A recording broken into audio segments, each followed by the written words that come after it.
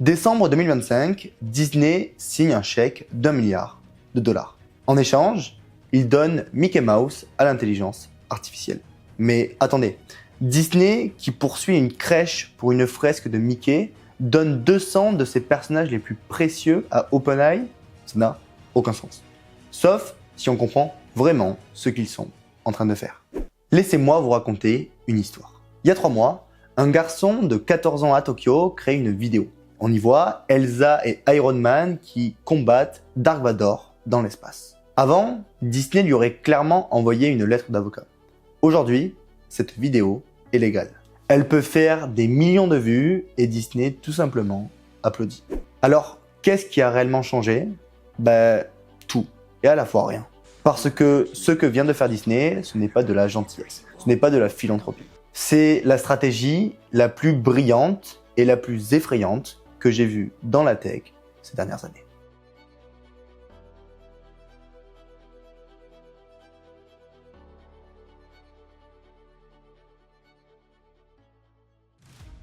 Voilà ce qui s'est passé. Décembre 2025, Disney investit 1 milliard dans OpenAI. OpenAI, je vous rappelle, c'est notamment l'entreprise qui est derrière ChatGPT, mais aussi les modèles qui permettent de faire des vidéos et des images comme DALL-E ou encore Sora.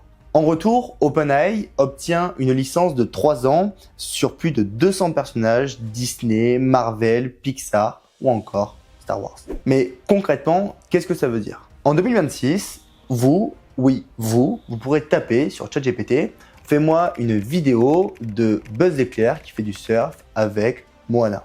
Et l'IA pourra la générer légalement.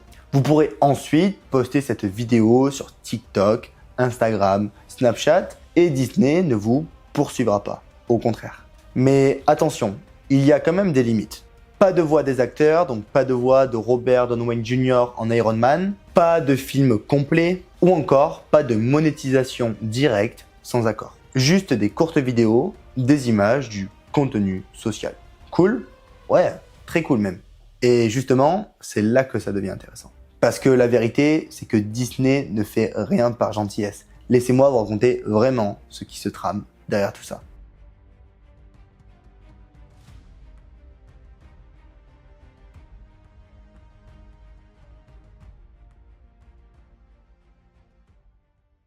Le premier niveau, c'est le piège de l'engagement. Disney a un problème, un gros problème. La croissance sur Disney+ stagne, Netflix les domine largement et les gens ne consomment plus du contenu passivement. Ils veulent y participer activement. Alors Disney se dit tout simplement, et si au lieu de combattre les fans qui créent du contenu, on les transformait en machine marketing gratuite? Pensez-y, des millions de personnes vont créer du contenu avec leurs personnages préférés, ils vont les partager, ces vidéos vont faire des milliards de vues, c'est tout simplement du génie marketing à l'état pur. Parce que tout simplement, chaque vue, c'est de la pub gratuite pour Disney. Vous ne regardez plus Disney, vous créez pour Disney. Et ça en plus, gratuitement. Mais il y a aussi un deuxième niveau, qui est plutôt là le verrouillage culturel. Imaginez, vous avez 15 ans. Vous grandissez en créant vos propres histoires avec Spider-Man, Elsa, Gru. Et ces personnages ne sont plus juste des films que vous regardez. Ils deviennent une partie intégrante de votre créativité. Et même, on pourrait dire, de votre identité. Dans 10 ans, quand vous aurez des enfants, vous leur montrerez quoi? Tout simplement, les personnages avec qui vous avez grandi en créant. Et là, on se rend compte qu'au final, Disney ne vend plus du contenu, ils sont en train de vendre de l'ADN culturel pour toute une génération. Et maintenant, voici le coup de génie final. La guerre des données. Les données, je vous le rappelle, qui sont quelque chose d'essentiel. Je vous invite notamment à aller checker cette vidéo si vous ne l'avez pas fait. Pour être très factuel, chaque vidéo que vous allez créer avec Sora va continuer à entraîner l'intelligence artificielle. OpenAI, de son côté, va apprendre ce que les gens veulent voir, quelle combinaison de personnages fonctionne, quel récit résonne le plus avec la population, et devinez qui aura accès à ces données? Disney. Ils sauront donc exactement quel film développer, quel spin-off créer et quel personnage ressusciter. Vous ne créez pas juste du contenu, vous faites de la R&D gratuite pour Disney. Mais la réalité, c'est que c'est tout simplement un truc de dingue. Car oui, certes, Disney est en train de jouer une stratégie de malade, mais vous, moi, les créateurs, on va être capable de recréer des histoires avec des personnages qui ont tout simplement bercé notre enfance. Avant, si tu voulais créer une histoire Marvel, il te fallait 200 millions de dollars, un studio, une licence. Maintenant, il suffira tout simplement de taper une phrase. C'est donc clairement la démocratisation de la création. C'est aussi le contrôle total d'une méga entreprise sur cette création. Les deux sont vrais. Et ça pose une question terrifiante. Si Disney contrôle les outils qui vont te permettre de créer, est-ce que tu es vraiment en réalité libre de créer? Mais dans tout ça, il y a un groupe qui ne rigole absolument pas. Les artistes, les scénaristes, les animateurs, les storyboarders, ceux qui prennent des années à maîtriser Mickey, à écrire des scènes Marvel. Maintenant, une IA peut le faire en 10 secondes. Bien sûr, Disney dit c'est juste pour les fans, c'est pas du tout dans une logique pour remplacer les pros. Mais cette chanson, on la connaît très bien. D'abord, c'est un outil, puis ça devient une alternative, puis ça finit par être tout simplement le standard. Et les créateurs humains, rapidement, ils deviennent trop chers. C'est en réalité ça, le vrai prix de cette révolution.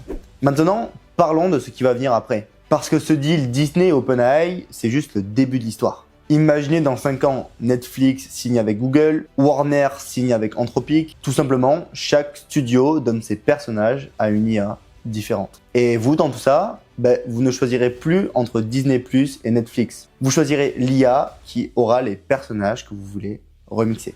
On passe donc de quel service de streaming je m'abonne à quelle IA me permet de créer mes histoires. Mais voilà le twist final. Si tout le monde peut créer n'importe quoi avec n'importe quel personnage, qu'est-ce qui aura encore réellement de la valeur? Pas le contenu, car il sera tout simplement infini, mais ce qui aura de la valeur, ça sera le goût, l'originalité humaine.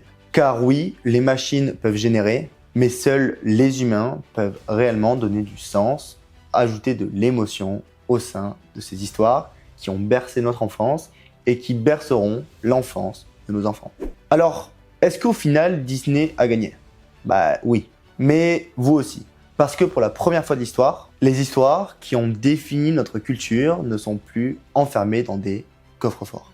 Elles sont entre vos mains. La vraie question n'est pas est-ce bien ou mal, mais plutôt qu'est-ce que tu vas réellement en faire? Parce que Mickey est sorti de sa cage et il ne reviendra jamais en arrière. Bienvenue dans le monde où tout le monde va devenir créateur et où personne ne contrôle vraiment rien. Et vous avez déjà une idée de ce que vous allez créer? On se dit à très vite pour une prochaine vidéo.